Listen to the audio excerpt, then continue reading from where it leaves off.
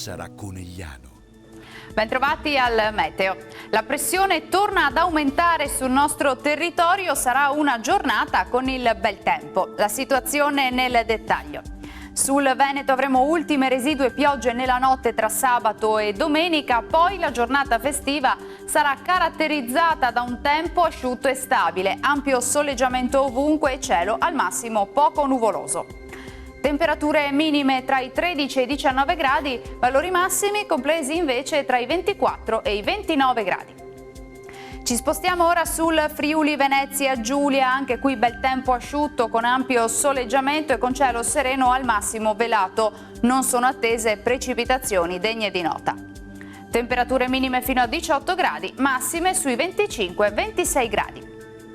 Diamo infine uno sguardo alla situazione del Trentino Alto Adige, anche qui sarà, vedete, soleggiato dappertutto, solo con qualche annuvolamento al pomeriggio, ma senza ulteriori conseguenze. Temperature minime sui 15 gradi, massime invece fino a 28 gradi. Dal meteo per ora è tutto, io vi auguro un buon proseguimento in compagnia di Antenna 3. Arrivederci.